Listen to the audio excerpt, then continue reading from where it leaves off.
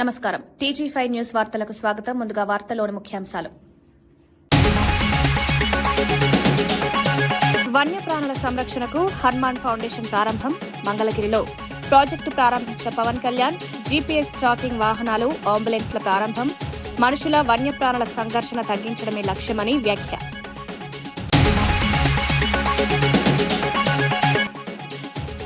మూసీ ఆక్రమణలపై నాసింగిలో కవిత ఆందోళన. బడా కంపెనీలపై చర్యలు ఎందుకు లేవని ప్రశ్న. హైడ్రా అధికారులు వెంటనే చర్యలు తీసుకోవాలని డిమాండ్. నదీ పరిరక్షణలో ద్వంద్వ వైఖరి అంటూ ఆరోపణ.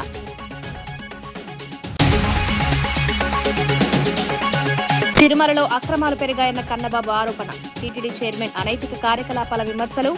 ధర్మం కాపాడతారా సీఎం అంటూ సూటి ప్రశ్న. ప్రభుత్వం వెంటనే స్పష్టతనివ్వాలని డిమాండ్ చేసిన కన్నబాబు.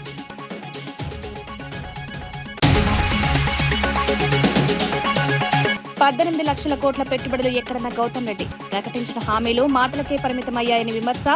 పరిశ్రమలు ఇతర రాష్ట్రాలకు వెళ్లిపోతున్నాయని ఆరోపణ. ప్రభుత్వం బహిరంగ చర్చకు సిద్ధమా అంటూ సవాల్.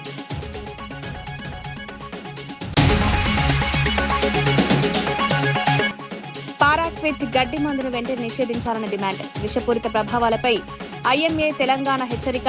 రైతుల ప్రాణాలకు ముప్పుందని వైద్యుల ఆందోళన. సురక్షిత ప్రత్యామ్నాయాలు ప్రోత్సహించాలని సూచన.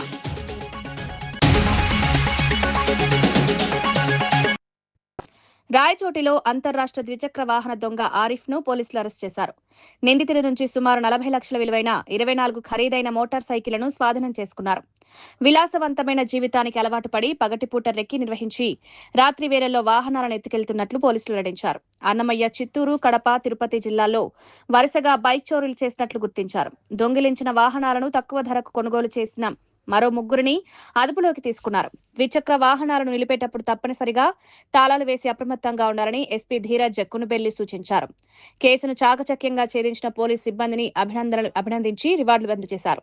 బైక్స్ ఎలా దొంగతనం చేయాలి అనేది నేర్చుకొని ఈ సైడ్ లో ఈజీగా బ్రేక్ అయ్యే బైక్స్, ఎస్పెషల్లీ ఈ పల్సర్లు కానీ, Splendor, shine and royal Enfield bikes నేర్చుకొని తర్వాత వైర్స్ తోని ఎలాగా మన ఇంజిన్ అవన్నీ స్టార్ట్ చేసే విధంగా ట్రైన్ అయ్యి 2024 ఎండింగ్ నుండి కూడాను ఈ సుమారు ఈ 24 బైక్స్ అని కూడా దొంగతనం చేయడం జరిగింది.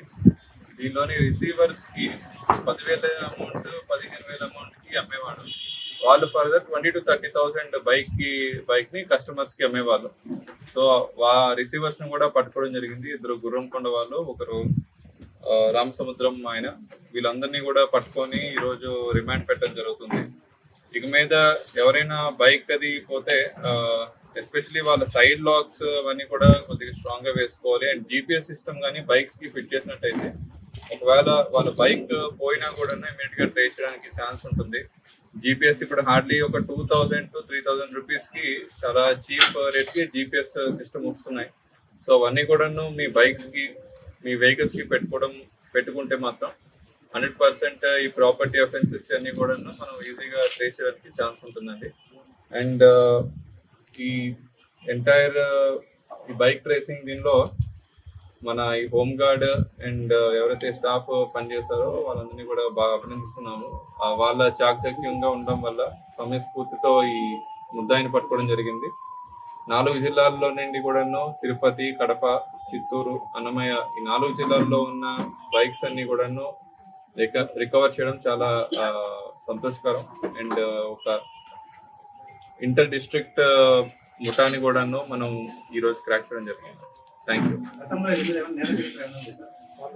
ఇంతకు ముందు ఈయన మైనర్ గా ఉన్నప్పుడు ఒక మొబైల్ థెఫ్ట్ చేసిన కేసు ఒకటి రిజిస్టర్ అయిందండి తిరుపతిలో.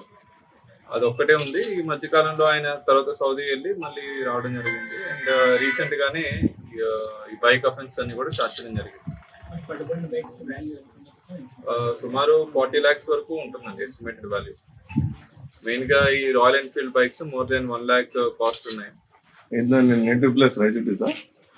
ఇతంది రాయచోటి అండి. ప్రొద్దుటూరు రెడ్ల కళ్యాణ మండపం అధ్యక్ష పదవికి 25 ఏళ్ల తర్వాత ఎన్నికలు జరుగుతున్నాయి. డాక్టర్ నాగదర్శగిరి రెడ్డి, కేఎంఆర్ ట్రావెల్స్ అధినేత కందుల మునిరెడ్డి మధ్య హోరాహోరీ పోటీ నెలకొంది. కళ్యాణ మండపానికి విరాళాలు అందజేసిన 457 మంది ఓటర్లుగా నమోదయ్యారు. గత పాలక వర్గం కళ్యాణ మండపం ఆదాయంలో అవినీతి చేశారంటూ కందుల మునిరెడ్డి ప్యానెల్ ఆరోపించింది. పారదర్శకత లేని ప్రస్తుత వ్యవస్థను మార్చేందుకే తాము బరిలో ఉన్నామని ప్రకటించింది. ఇరు వర్గాలు ప్రతిష్టాత్మకంగా తీసుకోవడంతో ఈ ఎన్నిక స్థానిక రాజకీయాల్లో చర్చనీయాంశమైంది. దొంగ లెక్కలు రాసుకొని అంబడికి ఇచ్చినాడు, ఏదో ఈ డేట్లో ఇచ్చినాడు 50,000 కరెక్టే. లెడ్జర్ చూపించినాడు కరెక్టే. అవి నువ్వు ఆ రోజు నేను వచ్చినప్పుడే చూపించినావు సార్. నువ్వు ఈరోజు చూపించాల్సిన పనిలే. నీ దొంగ లెక్కలన్నీ, నీ కార్యవర్గము నీ దొంగ లెక్కలన్నీ గడ్డను పెట్టి నీ సభ్యులే ₹1 కోటి డబ్బు ఫ్రాడ్ జరిగింది అని మొత్తం పాంప్లెట్ పంచింది. వాస్తవమా కాదా? 5 ఏళ్ళు యుద్ధం చేసుకున్నారు. రెడ్డి కళ్యాణ మంటపానికి యుద్ధం జరిగింది. రెడ్ల పరువు తీసినారు ప్రొద్దుటూరులో.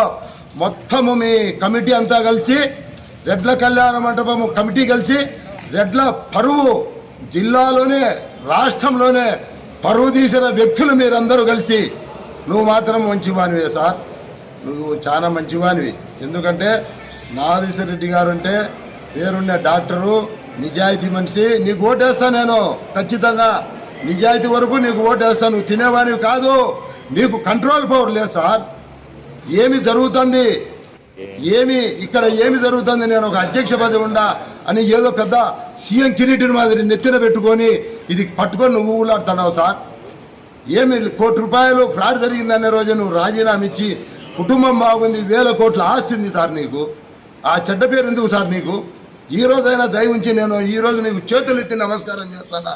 ఈ రోజు డ్రాప్ కాదు సార్. నువ్వు నాకు వద్దు, ఈ అధ్యక్ష పదవి నాకు వద్దని నువ్వు డ్రాప్ కా.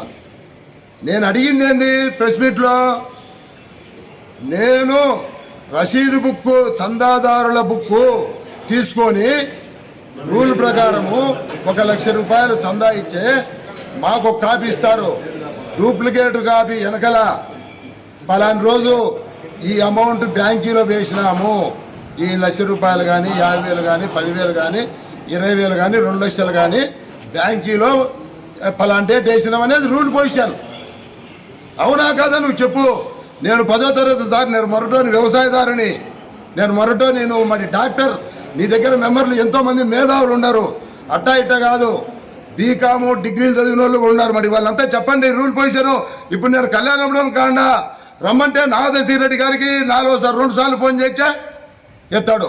వాళ్ళ మేనేజర్తో ఫోన్ చేయించా, ఈరోజు ప్రచారంలో ఉండా. నిన్న ఏం చెప్పినారు సార్ మీరు?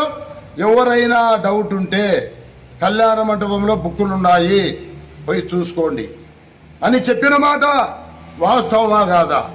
మరి నువ్వు ఒక డాక్టర్గా ఉండి ఇక్కడికి మేనేజర్ వస్తే సార్ ఏం బుక్కు లేవు సార్ అంటాడు ఈయన. మరి నువ్వు ఎందుకు చెప్పాలి అబద్ధాలు? నువ్వు ఒక డాక్టర్గా అబద్ధాలు నీ వయస్సుకు నువ్వు అబద్ధాలు చెప్పాల్సిన పని ఏముంది సార్? నువ్వంటే మాకు ఒక తండ్రి మాదిరి, ఒక గురువు మాదిరి, ఒక ప్రొద్దుటూరులోనే ఎంతో మంది ప్రాణాలు కాపాడిన వ్యక్తి. రాష్ట్రంలో అత్యాచారాలు, గంజాయి అక్రమ రవాణా ఘటనలు పెరుగుతున్నా ప్రభుత్వం పోలీసులకు పట్టడం లేదని వైఎస్ఆర్సీపీ లీగల్ సెల్ అధ్యక్షుడు మనోహర్ రెడ్డి ఆరోపించారు. చట్ట వ్యవస్థ పూర్తిగా క్షీణించిందన్నారు. ప్రతిపక్ష పార్టీ కార్యకర్తలపై తప్పుడు కేసులు పెట్టడం, వేధించడం మాత్రమే పోలీసుల విధిగా మారిందని విమర్శించారు. ప్రజల భద్రత, శాంతి భద్రతల పరిరక్షణలో ప్రభుత్వం విఫలమైందని ఆరోపించారు. ఈ పరిస్థితులపై ప్రభుత్వం సమాధానం చెప్పాలని డిమాండ్ చేశారు. దేవాలయాల్లో, గుళ్ళల్లో పోయినప్పుడు అక్కడ సంఘటనలు జరుగుతున్నాయి, చాలామంది చనిపోతున్నారు. అక్కడ లా అండ్ ఆర్డర్ లేదు, పోలీసు వాళ్ళు అక్కడ ఉండరు. లేదు, ఈ రాష్ట్రంలో అత్యాచారాలు జరుగుతున్నాయి. ఆ అత్యాచారాలు ఎవరు? హోంమంత్రి కాన్స్టిట్యున్సీలో జరుగుతున్నాయి, లోకేష్ గారి కాన్స్టిట్యున్సీలో జరుగుతున్నాయి, చంద్రబాబు గారి కాన్స్టిట్యున్సీలో జరుగుతున్నాయి. అయినా కానీ వాళ్ళకి నిమ్మకి నీరెత్తినట్టు వాళ్ళు ఉన్నారు. ఇక్కడెక్కడ లా అండ్ ఆర్డర్ వైపు హత్యలు జరిగినాయి, అత్యాచారాలు జరిగినాయి, దుర్మార్గాలు జరిగినాయి, గంజాయి రవాణా జరిగినాయి, ఏవైనా జరిగినవండి, మాకు సంబంధంలే.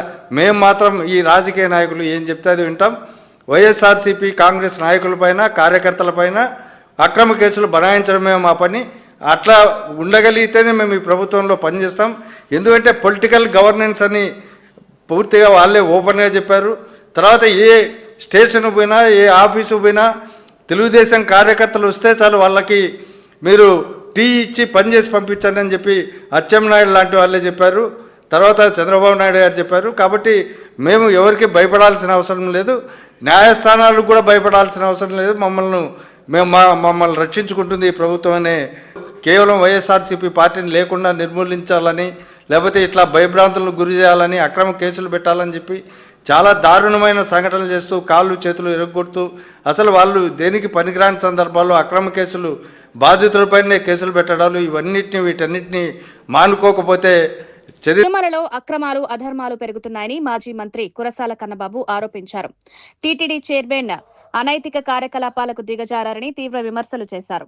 సీఎం చంద్రబాబు వెంకటేశ్వర స్వామి పక్షాన నిలబడి ధర్మాన్ని కాపాడతారా లేక తనకు అనుకూలంగా ఉన్న వారి పదవిని రక్షిస్తారా అని ప్రశ్నించారు. ఈ అంశంపై ప్రభుత్వం తక్షణం స్పష్టతనివ్వాలని కోరారు. చిక్కుకున్నారు.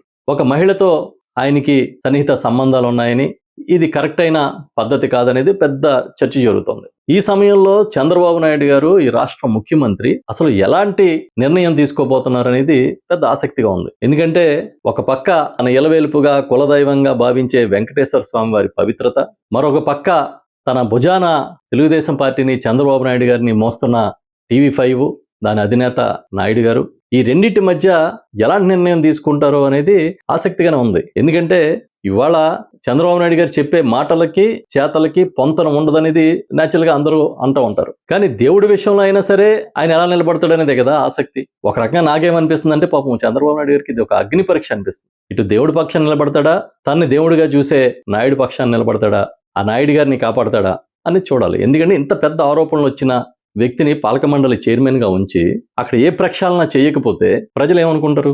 ఒకవేళ చేస్తే ఎన్నాళ్ళు TV5 అధినేత తన ఛానల్ ద్వారా చంద్రబాబు నాయుడు గారికి సేవ చేస్తే ఆ సేవల్ని మర్చిపోయి ఆయన్ని పరిరక్షించలేకపోయాడని తన సొంత మనుషులు అనుకుంటారు. కాబట్టి ఇది ఒక అగ్ని పరీక్ష ఏమో అని మాలాంటి అనుకుంటున్నాం. ఎలాంటి నిర్ణయం తీసుకుంటాడని చాలా ఆసక్తిగా ఉంది. ఎందుకంటే ఇవాళ ఈ రాష్ట్రంలో దేవాదాయ శాఖలో కొన్ని నిబంధనలు ఉన్నాయి. ఒక ఆలయానికి పాలక మండలి నియమిస్తే ఆ ప్రతిపాదనలో వచ్చిన పేర్లు పరిశీలన చేసి ఆ పరిశీలనలో వారి మీద కేసులున్నాయా, ఆరోపణలు ఉన్నాయా, వివాదాస్పదుడా అనేది చూసి అవేమీ లేని వాళ్ళనే ఆలయాలకి కమిటీలకి చైర్మన్గా నియమిస్తారు. అలాంటిది ఇప్పుడు ఒక టీటీడీకి పాలక మండలి నియమించేటప్పుడు ఆరోపణలు ఉన్నాయా, వారి బీఆర్ నాయుడు వ్యవహారంపై సోషల్ మీడియాలో తీవ్ర చర్చ జరుగుతున్నప్పటికీ కొన్ని మీడియా సంస్థలు దీనిపై చర్చించకపోవడంపై విమర్శలు వ్యక్తమవుతున్నాయి. రాష్ట్రానికి సంబంధించిన వివాదాస్పద అంశాన్ని పక్కన పెట్టి అంతర్జాతీయ విషయాలపై వరుస డిబేట్లు నిర్వహించడం సరైందా అని ప్రశ్నలు లేవనెత్తుతున్నారు. ప్రజలకు సంబంధించిన ముఖ్య అంశాలపై మీడియా సమతుల్య దృష్టితో వ్యవహరించాలని పలువురు అభిప్రాయపడుతున్నారు. మూర్తి గారు, ఇంకొక మిత్రులు సాంబశివరావు గారు ఏమైనా డిబేట్ పెడతారేమో దీని మీద అని. ఎందుకంటే నేను కూడా చాలా కీన్గా అబ్జర్వ్ చేస్తేనే దీని మీద డిబేట్ పెడితే ఏం స్టాండ్ తీసుకుంటారో అని. ఎందుకు అంటే పాపం దుర్మార్గంగా పరిస్థితి ఏంది అంటే డిబేట్ పెట్టేవాళ్ళే. ఫస్ట్ ఏమో మూర్తి గారు, సాంబశివరావు గారు, వీరి అధినేత బీఆర్కే నాయుడు గారు ఇది AI టెక్నాలజీ ఫేక్ వీడియోస్ అనేటువంటి ఒక స్టాండ్ తీసుకున్నారు. పాపం దాని మీదే నిలబడి ఉన్నట్టయితే ఇబ్బంది ఏమి ఉండేది కాదు. దాన్ని పక్కన పడేసి ఆవేశంలో సోషల్ మీడియాలో పోస్టులు చూసి ఆవేశంలో పుసిక్కుమని బీఆర్ నాయుడు గారు మీడియా సమావేశం పెట్టి దాంట్లో అక్కడక్కడ మాత్రమే ఎడిటింగ్ జరిగింది, దాంట్లో అయినా వల్గారిటీ ఏముంది అన్నారు. అర్థం కాల మూర్తి గారికి, సాంబశివరావు గారికి. అయ్యో సాయంత్రం డిబేట్ కూర్చుందాం అనే ఫేక్ వీడియోలను పెడదామనుకుంటే పుసిక్కుమని ఈ ముసలాయన, ఈ పెద్ద ఆయన పైన కూర్చున్నాం మెదలకుండా కూర్చున్న ఉండక ఇది సగం అక్కడక్కడే ఎడిట్ చేశారు అంటే అది పూర్తి మంచి వీడియోనే అక్కడక్కడే ఎడిట్ చేశారని చెప్పి మూలిగే నెక్క మీద తాటికాయ వేసుకున్నాడు, బుద్ధుందా బుర్రుందా అని తిట్టుకున్నారంట. సో ఈయన ఒక స్టాండ్ మీద అది A1 fake AI technology fake video అని దాని మీద ఉన్నట్టయితే వాళ్ళు సాయంత్రానికి డిబేట్లు నడిపేవాళ్ళు. అప్పటికే పాపం చాలామంది యూట్యూబర్లు అప్పటికే AI టెక్నాలజీ అసలు పారాక్విట్ డీక్లోరైడ్ అనే గడ్డి మందును తక్షణమే నిషేధించాలని ఇండియన్ మెడికల్ అసోసియేషన్ తెలంగాణ ప్రతినిధులు ప్రభుత్వాన్ని కోరారు. ఈ రసాయనం అత్యంత విషపూరితమై ఉండడంతో అనుకోకుండా సేవించినా ప్రాణాంతక పరిణామాలు కలుగుతున్నాయని వైద్యులు తెలిపారు. రైతులు, వ్యవసాయ కార్మికులు అప్రమత్తత లేకుండా వాడుతున్న కారణంగా ప్రమాదాలు పెరుగుతున్నాయన్నారు. ఇప్పటికే పలు ప్రాంతాల్లో పారాక్విట్ విష ప్రయోగాల కేసును నమోదయ్యాయని గుర్తు చేశారు. ప్రజారోగ్యాన్ని దృష్టిలో పెట్టుకుని సురక్షిత ప్రత్యామ్నాయాలను ప్రోత్సహిస్తూ ఈ మందును నిషేధించాలని డిమాండ్ చేశారు.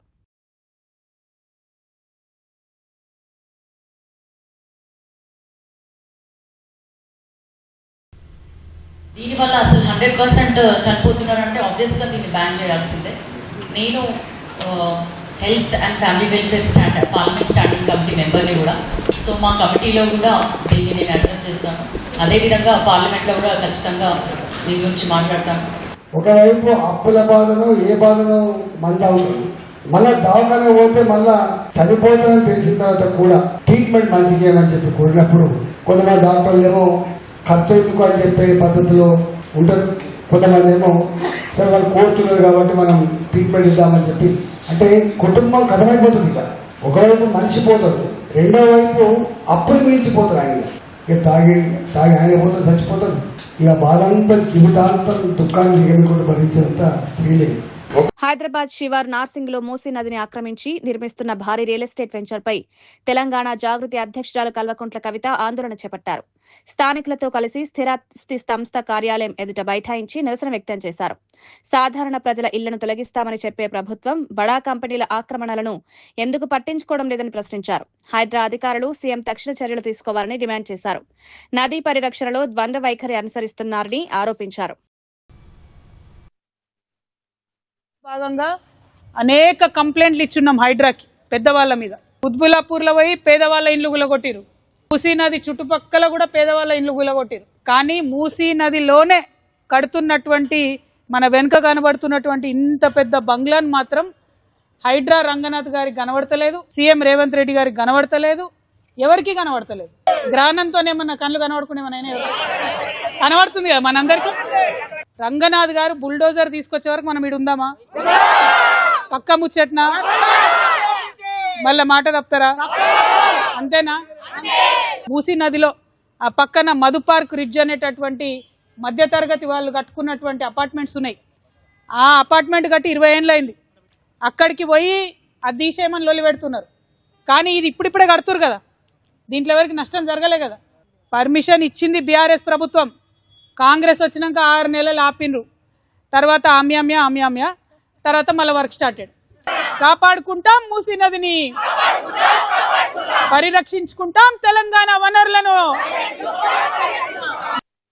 అమరావతి రైతుల ఆధ్వర్యంలో నిర్వహించే దయానంద్ ఆంగ్లో వేదిక్ పాఠశాలలో ఈ ఏడాది నుంచి అడ్మిషన్లు ప్రారంభిస్తున్నట్లు అమరావతి ఎడ్యుకేషనల్ కల్చరల్ అకాడమీ కార్యదర్శి అనుమోలు బాలమురళీకృష్ణ తెలిపారు. నెక్కలలో 3 ఎకరాల భూమిలో నూతన భవనాలు నిర్మిస్తున్నామన్నారు. భవనాలు పూర్తయ్యే వరకు తుళ్లూరులో తాత్కాలికంగా తరగతులు నిర్వహించనున్నట్లు వెల్లడించారు. నాణ్యమైన విద్య అందించడమే లక్ష్యమని పేర్కొన్నారు.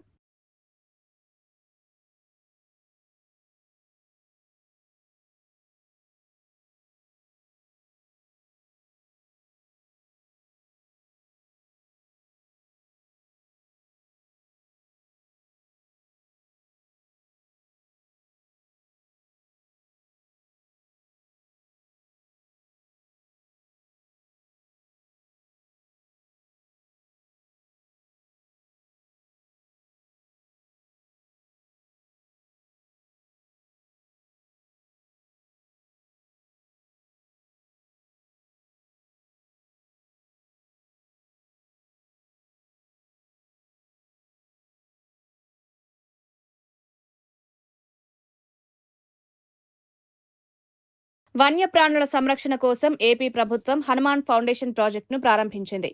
మంగళగిరిలో డిప్యూటీ సీఎం పవన్ కళ్యాణ్ ఈ ప్రాజెక్టును ప్రారంభించారు. జీపీఎస్ ట్రాకింగ్ సదుపాయం కలిగిన వాహనాలు, అంబులెన్స్లను ప్రారంభించారు. వన్యప్రాణులు మనుషుల మధ్య సంఘర్షణలను తగ్గించడమే ఈ ప్రాజెక్టు ప్రధాన ఉద్దేశమని తెలిపారు.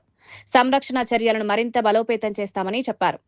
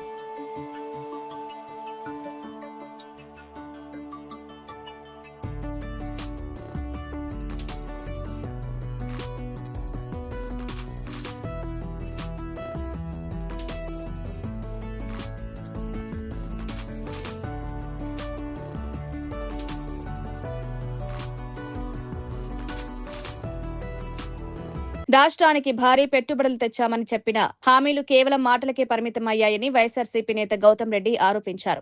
ప్రకటించిన 18 లక్షల కోట్ల పెట్టుబడులు ఎక్కడ ఉన్నాయని ప్రశ్నించారు. కూటమి ప్రభుత్వ వేధింపుల భయంతో పెద్ద పరిశ్రమలు ఇతర రాష్ట్రాలకు వెళ్లిపోతున్నాయని విమర్శించారు. దావోస్ పర్యటన ద్వారా రాష్ట్రానికి ఏ ప్రయోజనం చేకూరిందో ప్రజలకు వివరించాలని డిమాండ్ చేశారు. రాజ్యాంగ విలువలను పక్కనబెట్టి అరాచక పాలన సాగుతోందన్నారు. రెడ్ బుక్ పేరుతో రాజకీయ ప్రత్యర్థులపై కక్ష సాధింపులు చేస్తున్నారని ఆరోపించారు. ఈ అంశంపై బహిరంగ చర్చకు సిద్ధమని, ప్రభుత్వం కూడా సిద్ధమా అని సవాల్ విసిరారు. సృష్టించడానికి చేసినటువంటి ఎత్తుగడలో భాగంగానే ఊళ్ళను ఖాళీ చేయించడం అనేటువంటి జరిగింది. ఈ తరుణంలో చంద్రబాబు నాయుడు గారు రోజుకొక అబద్ధం చెప్పడం అనేటువంటి జరుగుతోంది. ఆ అబద్ధం చెప్పేటువంటి దానిలో కార్మికుల పట్ల ఆయనకి చాలా ఎనలేని అభిమానం ఉన్నది అనేటువంటి చెప్పేటువంటి క్రమంలో కార్మికులకి మొండి చేయి ఇచ్చినటువంటి వాడు చంద్రబాబు నాయుడు అనేటువంటి కనపడతా ఉంది ఈ కూటమి ప్రభుత్వం. గతంలో చెప్పినటువంటి ఆ హామీలకి ఏ రకంగానూ కూడా అమలు చేయలేదు అనేటువంటిది. గతంలో ఏం చెప్పాడు? 18,34 కోట్ల రూపాయలు నేను పెట్టుబడులు తీసుకొస్తున్నా, మీకెందుకో ఇబ్బంది లేకుండా ఉద్యోగ వ్యవస్థ లక్షలాది మందికి ఇస్తానని చెప్పారు. ఒక్క కోటి కూడా తీసుకురాకుండా ఆయన ప్రభుత్వం దిగిపోతే జగన్ గారి హయాంలో కూడా 58 నెలల కాలంలోనే 315కు పైగా భారీ ప్రాజెక్టులు తీసుకురావడం జరిగింది. అదే పద్ధతిలో 130,000 మందికి ఉద్యోగ వ్యవస్థని కల్పించడం అనేటువంటి జరిగింది. కానీ చంద్రబాబు నాయుడు గారు ఏం చేశారండి? ఆయన మాటలకే మాత్రమే పరిమితమైనటువంటి పద్ధతిలో ఆయన చేసినటువంటి తీరు మనకు కనపడుతూ ఉంది. 2014-18 హయాంలో అయితే 32,803 కోట్ల రూపాయలు మాత్రమే తేగలిగినటువంటి చంద్రబాబు నాయుడు. కానీ జగన్ గారు ఆ రకంగా కాదు. ఆయన 13,11,000 కోట్ల రూపాయలు తీసుకురావడం, 6 లక్షల మందికి ఉద్యోగ వ్యవస్థను కలగజేయడానికి తీసుకుంది. 3,130,000 ఇవ్వటం, 6 లక్షల మందికి ఉద్యోగ వ్యవస్థకి మొత్తం అంతా తయారు చేసి ఇచ్చేటి ప్రజల ముందు కూడా పెడితే కూడా వాటన్నిటి కూడా పక్కన పెట్టినటువంటి వైనం చంద్రబాబు నాయుడు గారి దగ్గర ఉంది. ఇవాళ మీకు ఇంకొకటి ఆశ్చర్యం, ఈ ప్రభుత్వం, ఈ కూటమి ప్రభుత్వం వచ్చిన తర్వాత 400 భారీ ప్రాజెక్టులన్నింటినీ కూడా బయటకు పంపించేశాడు. 450 ప్రాజెక్టుల్ని జగన్ గారి ప్రభుత్వంలో అనుమతించి ఐపీఎల్ సీజన్ నిర్వహణపై 7 జట్ల యజమానులతో గవర్నింగ్ కౌన్సిల్ సమావేశం జరిగింది. విశాఖ, మంగళగిరి, కడప స్టేడియాల్లో మ్యాచ్లు నిర్వహించనున్నట్లు ఏసీఏ కార్యదర్శి సానా సతీష్ బాబు తెలిపారు. క్రీడాకారుల వేలం ఏప్రిల్ 25న జరుగుతుందని, జూన్ 3న తొలి మ్యాచ్, జూన్ 28న ఫైనల్ విశాఖలో నిర్వహిస్తామన్నారు. ఈసారి డొమెస్టిక్ జిల్లా మ్యాచ్లను ముందుగానే నిర్వహించి ప్రతిభావంతులను ఎంపిక చేస్తామని చెప్పారు. ప్రతి జట్టుకు ఎథిక్ ఆఫీసర్గా రిటైర్డ్ పోలీస్ అధికారిని నియమిస్తున్నామని తెలిపారు. ఈ కొత్త తరహాలో ఈ సంవత్సరం 3 స్టేడియంస్లో ఈ మ్యాచ్లు నిర్వహించాలని చెప్పేసి నిర్ణయించారు. ఈ 3 స్టేడియం, ఒకటి మంగళగిరి, కడప అండ్ విశాఖపట్నం సైడ్లో జరుగుతుంది. ఏప్రిల్ 25న ఆక్షన్ జరుగుతుంది, ప్లేయర్స్ యొక్క ఆక్షన్ జరుగుతుంది. ఇది గత సంవత్సరం లాగా మెగా ఆక్షన్ కాదు, ఇది రిటైనర్ చేసుకున్న తర్వాత మిగిలిన ప్లేయర్ వరకు ఆక్షన్ జరుగుతుంది. అదేవిధంగా ఆక్షన్ జరిగిన తర్వాత జూన్ 3వ తారీఖున మ్యాచ్లు స్టార్ట్ అవుతాయి. మంగళగిరిలో మ్యాచ్లు స్టార్ట్ అవుతాయి. ఫస్ట్ మ్యాచ్ నుంచి మంగళగిరిలో ఉంటుంది. అదే ఫైనల్స్ వైజాగ్లో ఉంటుంది, అది జూన్ 28న జరుగుతుంది. ఇలాగ ఈ మ్యాచ్లు 26 రోజుల పాటు ఒక ఉత్సవంగా ఈ మ్యాచ్లు జరుగుతాయి. ఈ మ్యాచ్లు అయిన తర్వాత దీనికోసం ఈ ఆంధ్ర క్రికెట్ అసోసియేషన్ సంబంధించిన డొమెస్టిక్ డిస్ట్రిక్ట్ మ్యాచ్లన్నింటినీ కూడా ఈసారి ప్రీపోన్ చేయడం జరిగింది. ఈ ఏపీఎల్లో ఎక్కువ ప్రతిభ వస్తుంది. లాస్ట్ టైం ముస్తాక్ అలీలో ఆంధ్ర క్రికెట్ ప్రతిభ చూసి అంచేత అండర్-19, అండర్-23 సీనియర్ టోర్నమెంట్లు అన్నింటినీ కూడా మేము ఏప్రిల్ 27 లోపల కంప్లీట్ చేసి వాళ్ళని ఈ ఏపీఎల్కి సెలెక్ట్ చేసుకునే విధంగా ఏర్పాట్లు చేయడం జరిగింది. దీనివల్ల ఆంధ్ర ఎవ్రీ ఇయర్ జరిగే డొమెస్టిక్ సీజన్ ఒక 2 నెలల ముందుకు రావడం జరిగింది. వర్షాలు కూడా అడ్డంకి వస్తున్నాయి ఆగస్టులో అన్న ఉద్దేశంతో చేయటం జరిగింది. ఇది కాకుండా ఈ మ్యాచ్లన్నింటినీ కూడా సోనీ లైవ్లో ఇవ్వటం వల్ల ఎక్కువ మందికి ఆదరణ వస్తుంది.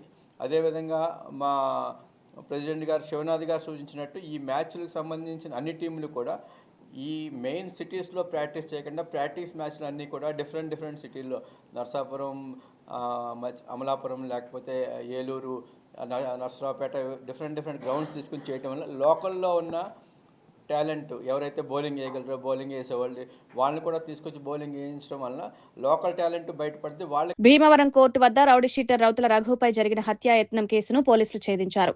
ప్రధాన నిందితుడు గోవిందరావుతో పాటు 7గురిని అరెస్ట్ చేశారు. గతంలో జరిగిన 2 హత్యలకు ప్రతీకారంగా ఈ దాడి జరిగినట్లు విచారణలో తేలింది. కైకారం ప్రాంతంలో అద్దెగది తీసుకుని 2 నెలలు రెక్కి చేసినట్లు గుర్తించారు.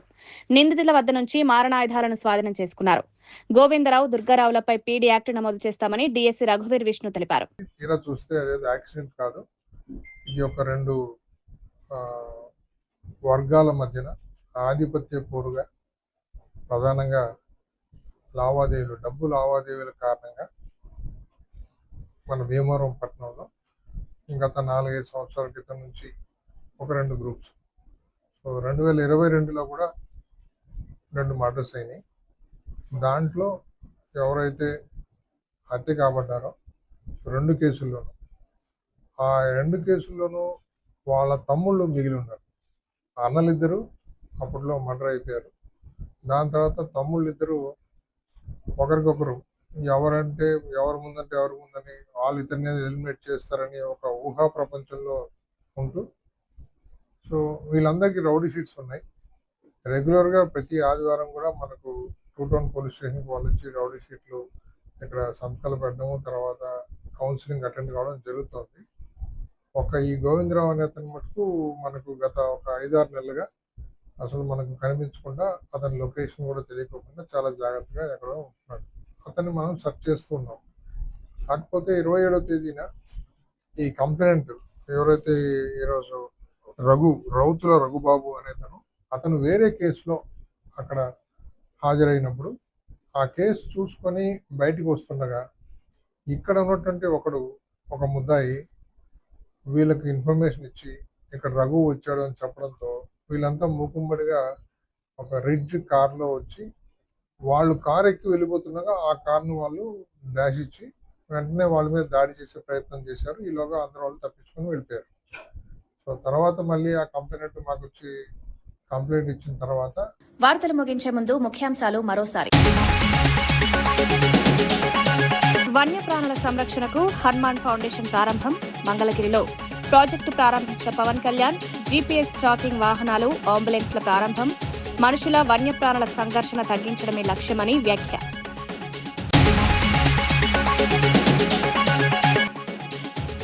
మూసీ ఆక్రమణలపై నాసింగిలో కవిత ఆందోళన. బడా కంపెనీలపై చర్యలు ఎందుకు లేవని ప్రశ్న. హైడ్రా అధికారులు వెంటనే చర్యలు తీసుకోవాలని డిమాండ్. నదీ పరిరక్షణలో ద్వంద్వ వైఖరి అంటూ ఆరోపణ.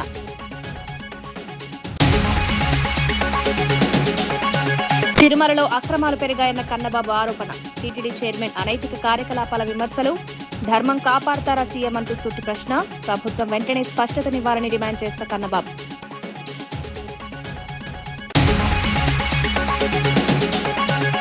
$18 లక్షల కోట్ల పెట్టుబడులు ఎక్కడన్న గౌతమ్ రెడ్డి. ప్రకటించిన హామీలు మాటలకే పరిమితమయ్యాయని విమర్శ. పరిశ్రమలు ఇతర రాష్ట్రాలకు వెళ్లిపోతున్నాయని ఆరోపణ. ప్రభుత్వం బహిరంగ చర్చకు సిద్ధమా అంటూ సవాల్.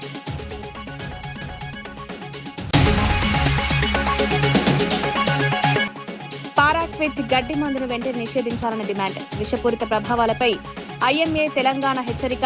రైతుల ప్రాణాలకు ముప్పుందని వైద్యుల ఆందోళన. సురక్షిత ప్రత్యామ్నాయాలు ప్రోత్సహించాలని సూచన. ఇవి ఈనాటి వార్తా విశేషాలు. మరో బులెటిన్లో మళ్ళీ కలుద్దాం. నమస్కారం.